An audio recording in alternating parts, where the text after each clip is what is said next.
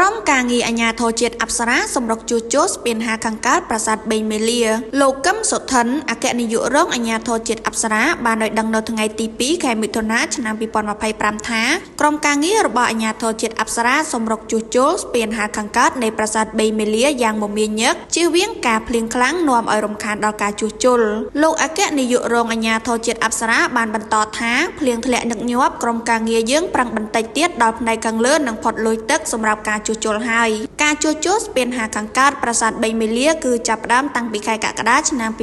2024គម្រោងនេះក្រុមការគ្រប់គ្រងដោយមូលនិធិពិសេសកិច្ចសហប្រតិបត្តិការឡានឆាងមេគង្គដែលគម្រោងជួសជុលស្ពានហាខាងកើតនៃប្រាសាទបេងមេលាក្នុងឧទ្យានបុរាណវិទ្យាអង្គរកម្ពុជាហើយគ្រោងនឹងបញ្ចប់នៅខែសីហាឆ្នាំ